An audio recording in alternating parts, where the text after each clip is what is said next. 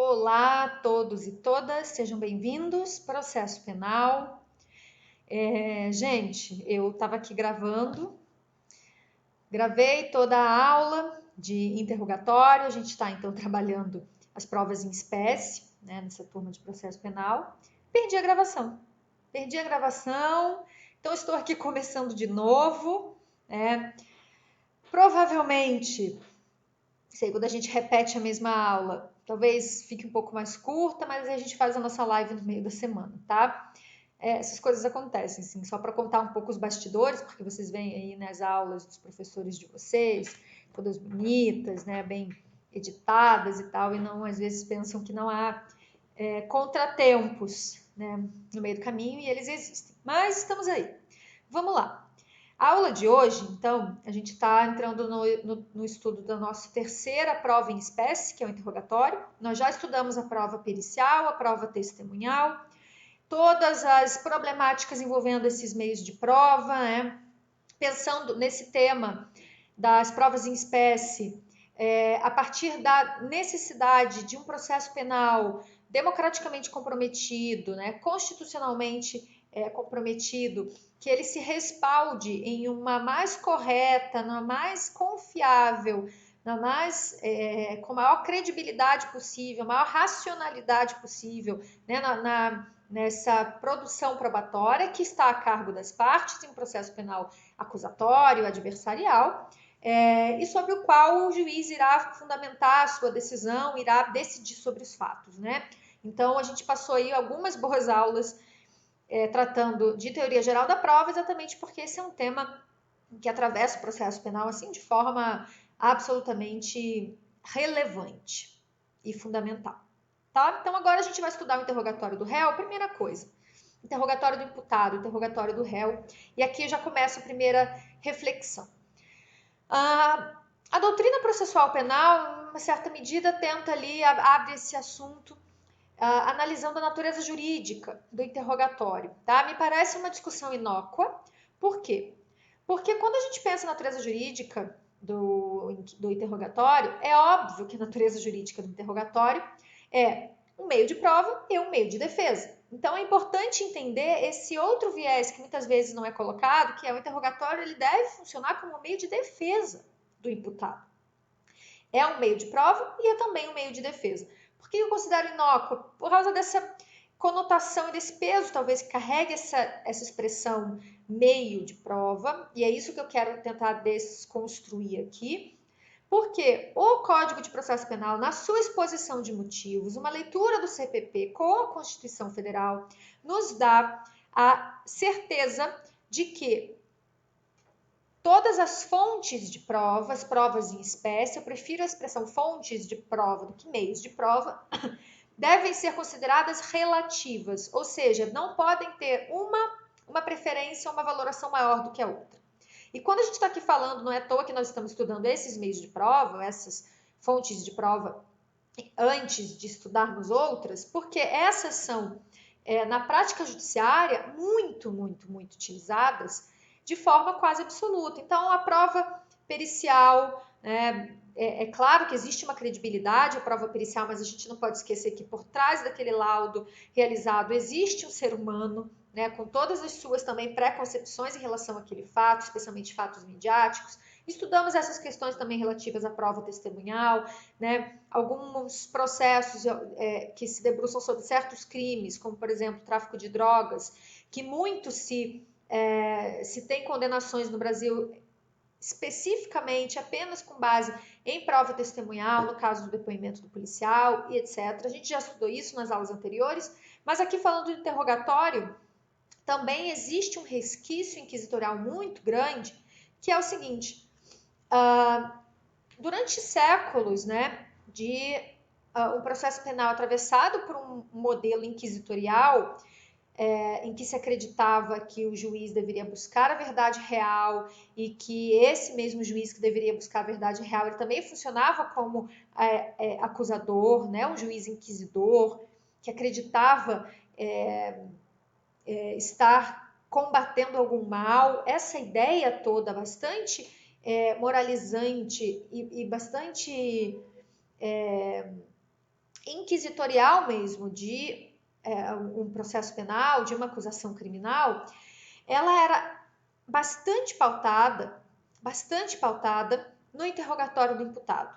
Por quê? Porque era naquele ato do interrogatório que se buscaria uma confissão, que se buscaria uma verdade real, que o juiz iria buscar a verdade real através da confissão que deveria extrair dele, com essa confissão uma consequente delação.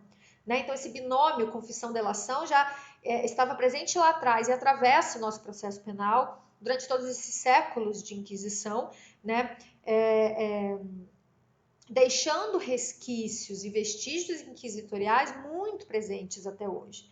Então, é importante desconstruir essa ideia do interrogatório como um meio de prova, como uma ideia de instrumentalização desse meio de prova a cargo de busca de verdades ou de outros objetivos que não estejam compromissados com a Constituição Federal e com a exposição de motivos do CPP, que nos garante que todo meio de prova deve ser considerado relativamente, né? Então, o conjunto probatório como um todo deve ser analisado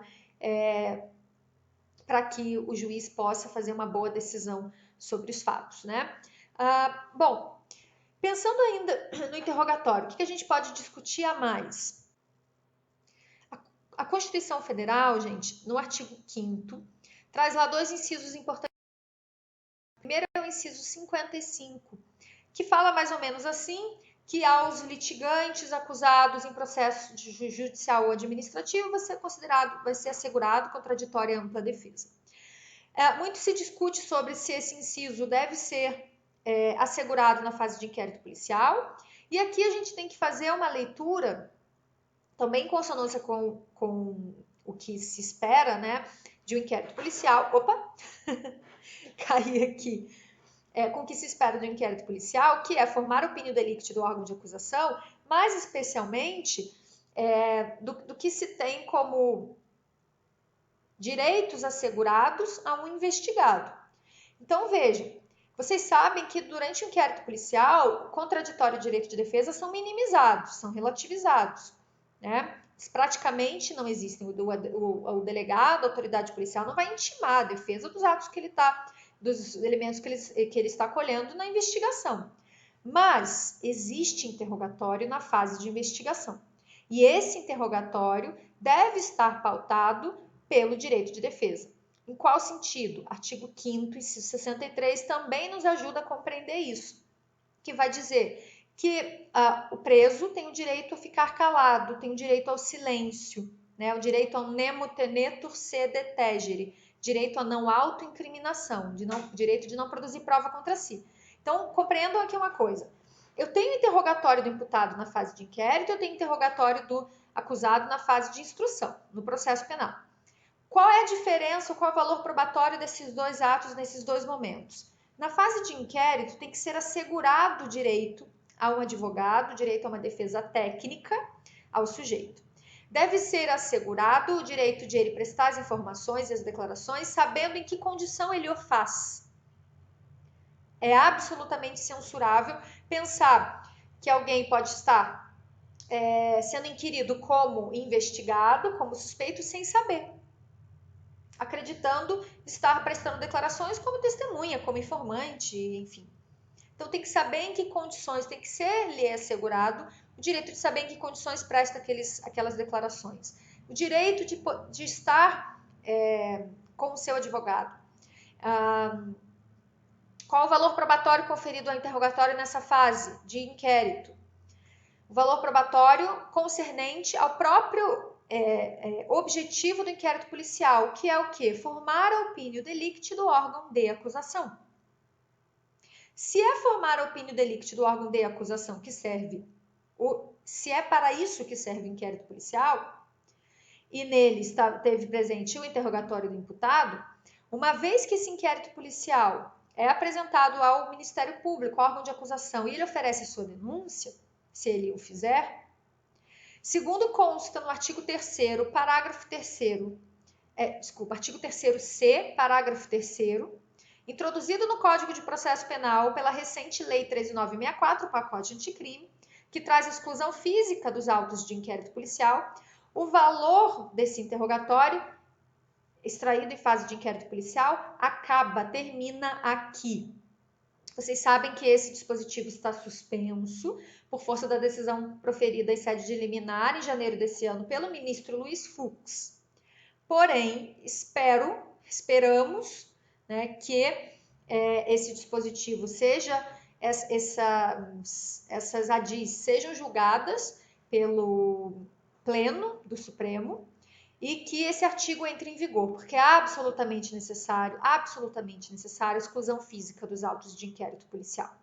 E aí, pensando na exclusão física dos autos de inquérito, o interrogatório é uma fonte de prova, né, um ato que pode ser repetido depois, como deve ser, então ele fica retido junto com o inquérito policial na secretaria, para que o juiz da instrução não tome contato, não tenha conhecimento das informações prestadas no interrogatório lá na fase de inquérito.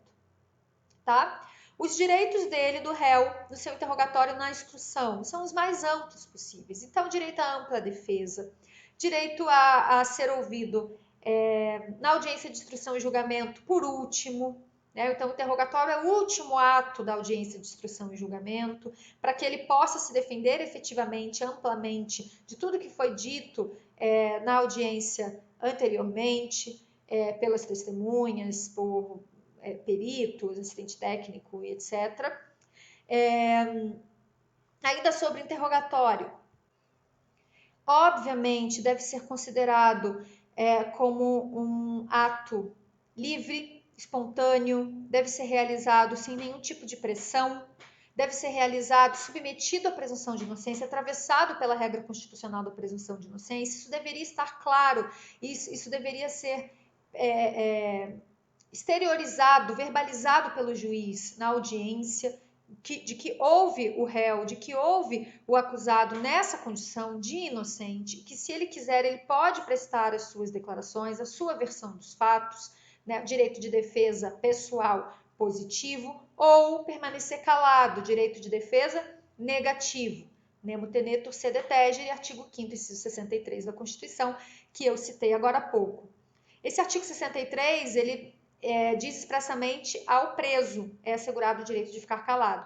Obviamente, se ao preso é considerado esse direito, ao acusado ou imputado em liberdade também.